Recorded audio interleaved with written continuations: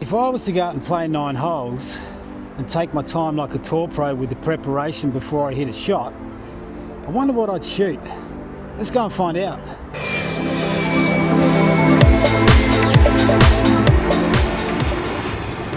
Before we start this, I probably should say that don't try this at home. Like, don't go out and play with your mates on a normal game or go out and play in a club comp and take that amount of time to hit a shot, because you're probably going to be told to hurry up and you're probably going to be build yourself a bit of a reputation as a slow player, and no one likes a slow player.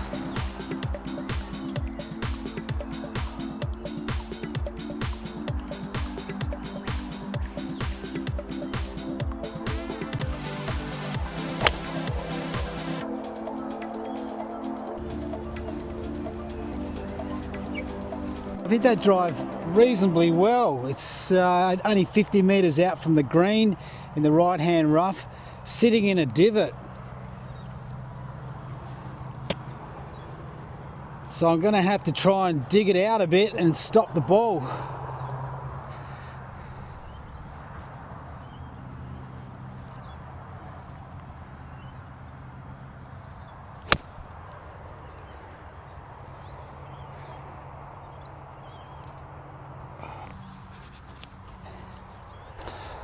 Not sure whether that went too long or just on the back edge. Hit a good shot, deserved to be on the back edge. So I did manage to catch just off the back edge here. Got a birdie putt, bit of a left to righter. Looks like it's been pretty busy out here.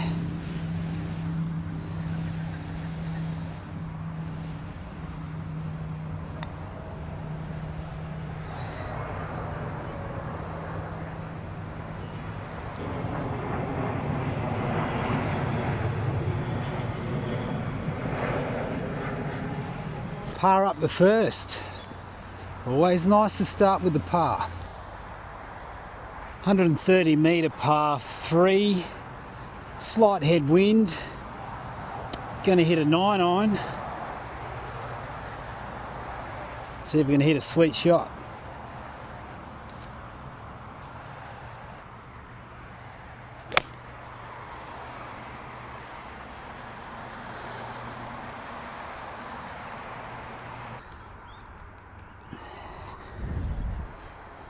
So I hit a pretty good shot here, pin high. So a little bit of a right to lefter, just pace, birdie putt. I like the line.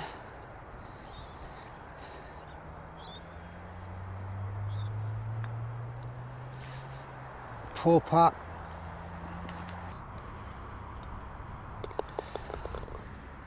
So square after 2. Third hole, 326 metre par 4. No real trouble apart from the right hand side, so I'm just going to try and hit one dead straight and hit it as well as I can.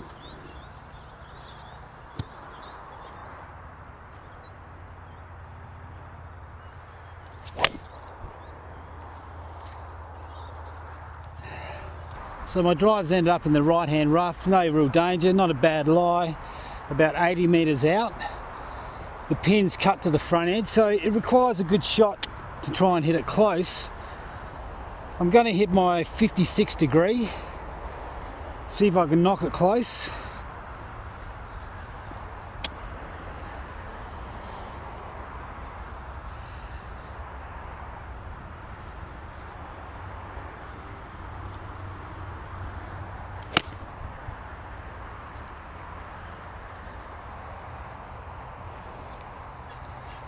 Not too bad.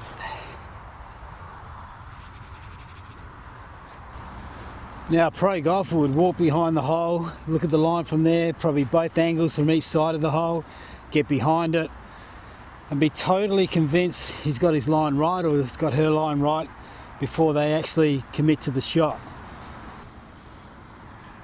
Okay, this putt for birdie, left edge, it's all about the speed again.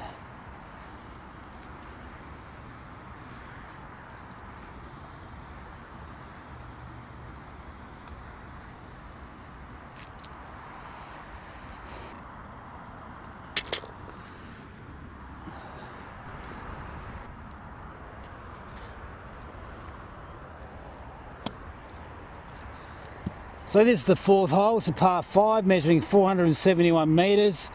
Straightaway hole. There's water out on the right, rough on the left hand side. So you just got to hit a straight drive basically. Try and pound one down the middle. So all I'm going to try and do is hit the shot straight. Probably started out on the left hand side, and if anything it'll fade back to the right. That's the type of shot I'm looking for. So I'm going through the motions, I'm feeling comfortable.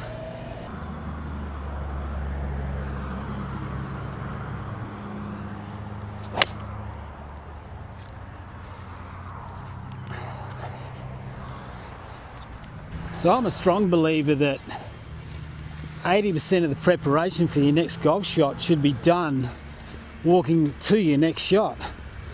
So by the time you get there, there's only 20% left, which is basically final club selection, wind direction, try and get the feel of the shot. Take your time, add address, get your setup right, execute and pull the trigger. So if we adopted that, I think play would speed up a fair bit. That's the thing about kart golf, is that basically you don't get the same feel for a golf course, you don't get the same feel for your round because you're on top of your next shot too quick. So that 80% of preparation is reduced pretty quickly in the amount of time it takes you to get to the ball. I was really happy with that drive. It just didn't fade enough, so it's just caught the left hand rough here. Bit of a tricky little lie. So I've pulled out my rescue. If I really get it, I might be able to get there, but I'm going to have to get every bit of it.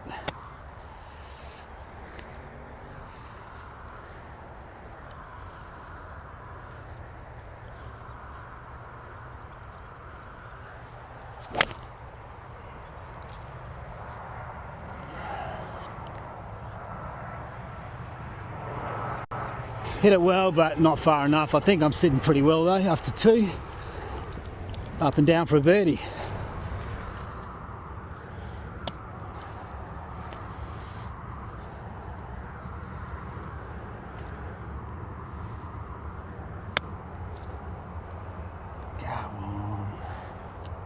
That was one of those almost good shots. The thing about golf courses with kikuyu around their greens, you just got to make sure you hit the green because you don't know what sort of bounce you're going to get if it lands in the kikuyu. So I got this putt for birdie, slightly left to right, commit to the line. That's what I've decided to do, so that's where I'm going to hit it.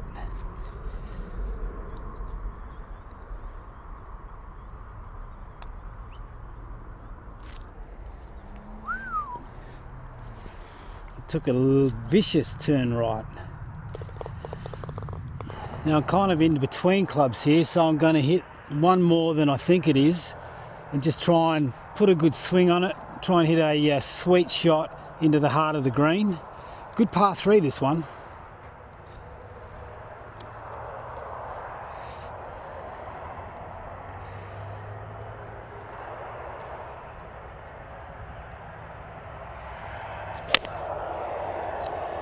Oh, too much. Hit it sweet, but hit it left. So my 4-iron's finished here. Probably a little bit too much club in the end. These are the ones that you really want to knock close. Now I have to lob it on the green, but it's got to be spinning a bit, so it's going to be hitting and pulling up at the same time.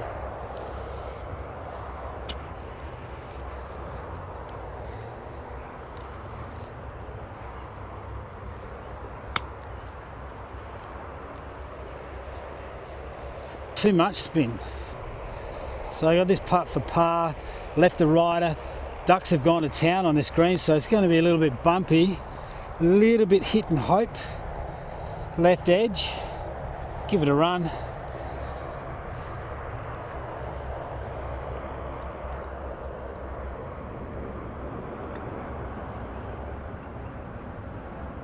There it is.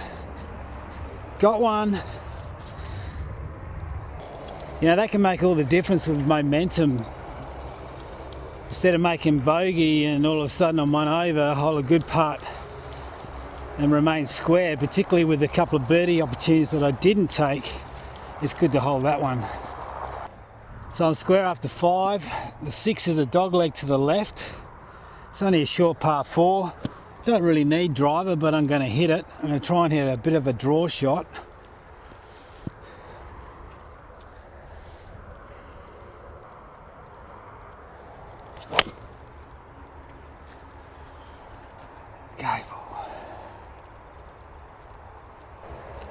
Second shot, wedge, pins front edge, 100 metres out, bit of a fluffy lie in the right hand rough here. Plenty of room out on the right hand side, so don't go for the pin, because left you can easily miss the green on the left hand side, so right of the pin is good.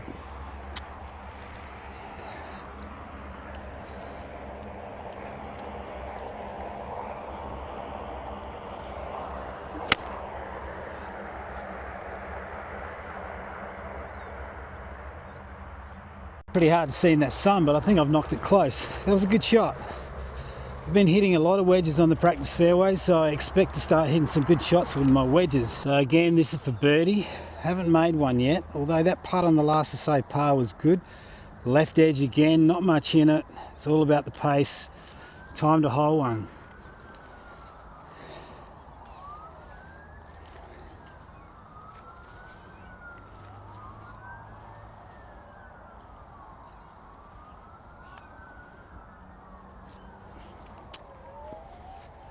Have a go, you mug.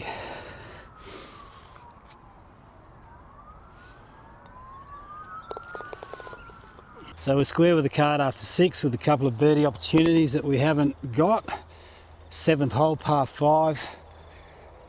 Left is dead, so you want to be in the middle to right hand side, I think. Just get a good drive away.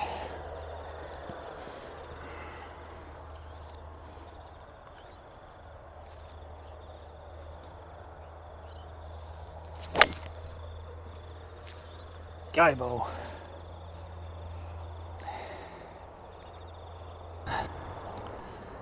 So I really did get away with that. I'm in the right rough, poor lie, but I'm not in the trees, so I'll take that. Not sure what to hit. So I'm going to take a little bit of time here and work out what type of shot, what club I'm going to hit. I think I need to hit a fade. I think I'm going to hit my rescue. And even if I hit a little bit skinny, doesn't matter. Certainly not the best of lies.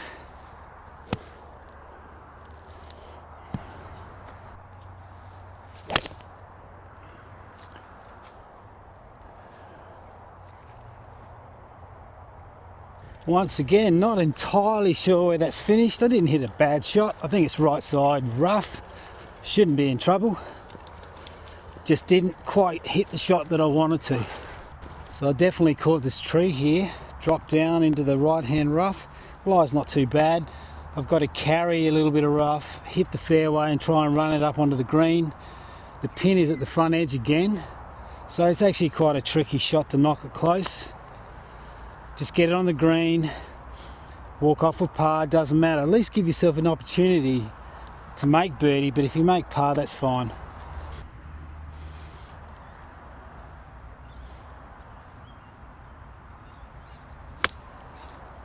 Have to sit down.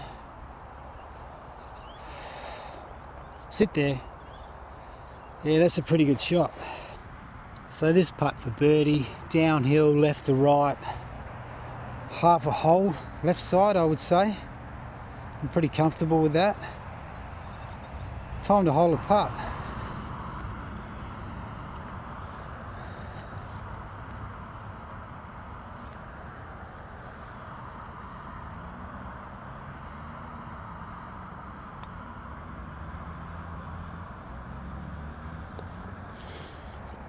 There it is, birdie time. Everyone going home after a hard day's work. Have you ever wondered about the drop zones around grandstands in tour golf?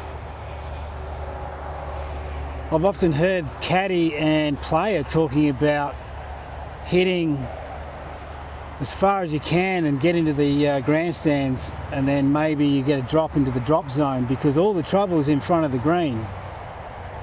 So they deliberately hit it at the grandstand knowing they're going to get that drop. If that was you and me, we're 50 metres through the green and we're probably going to make bogey or worse.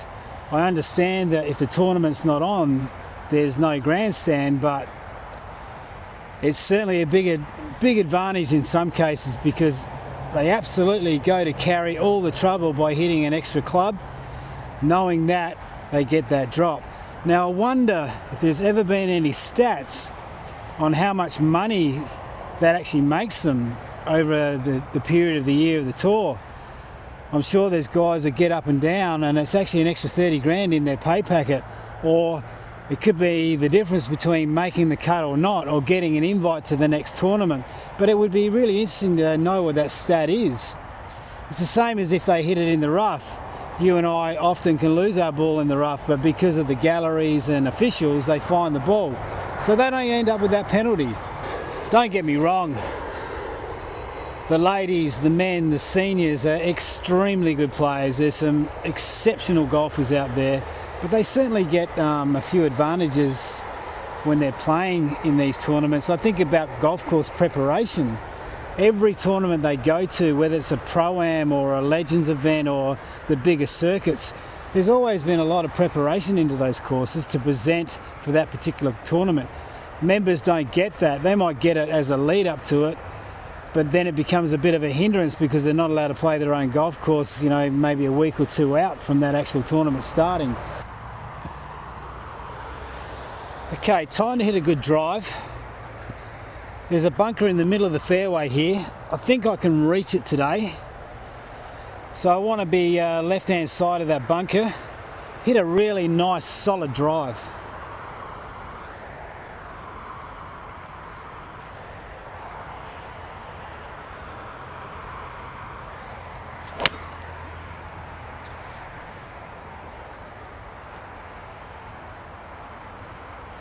Ooh, I think that needs to sit down. Well, it's not in the trees. Well, it's not lost, but it is tree trouble. Definitely a shot here where you take your medicine, chip it out onto the fairway, and hopefully hit a good third shot and give yourself a chance for 4. But there's no hero shot here, that's for sure.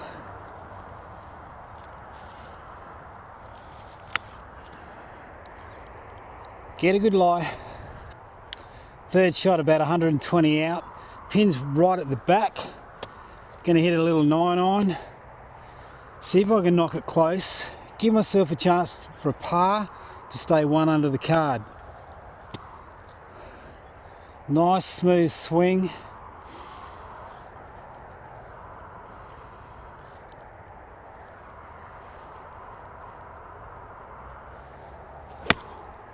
Oh no, that's what I did with my drive, come over the top of it.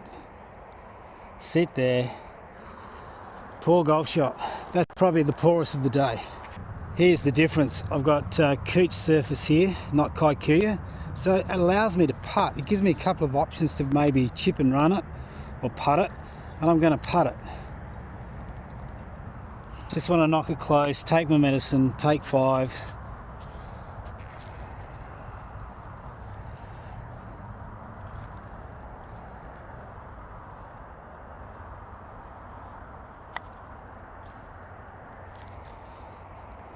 Get up. So I'm taking my time like a tour pro. Clean my ball, make sure there's no mud on it, have a good look at my line. And you can actually pat your line down these days, which I keep on forgetting. You never used to be able to do that. Line my ball up to where I want it to go. Have another look. Make sure of it.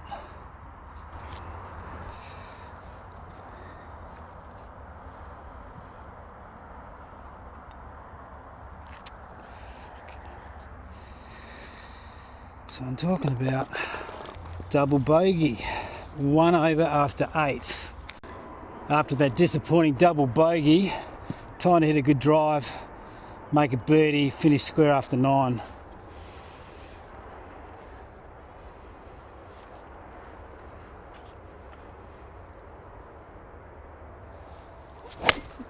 Get down. Drive's finished fine. I'm about 85 metres out from the green. Pin again is sort of towards the front. Plenty of room on the right hand side, so anywhere right of the pin's good.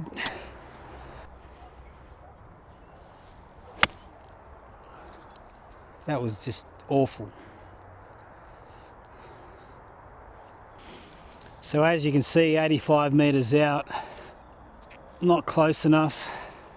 As I mentioned before, it's so important to be a really good wedge player, and that certainly wasn't a very good shot. But I can still hold this putt.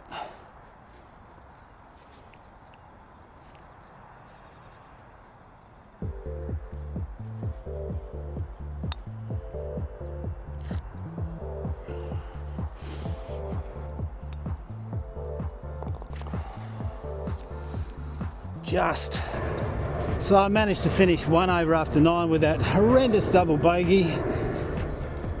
I think I had quite a few putts actually, so if I'd hold a couple more putts, I would have shot a pretty good score, but not to be.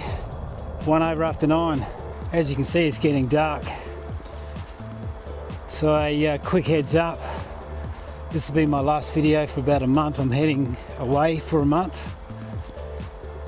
I do plan on taking my camera with me, but whether I get to film, I'm not sure. I will be trying, but if that's not the case, I'll see you in a month's time. Take care of yourselves. Good golfing. Bye for now.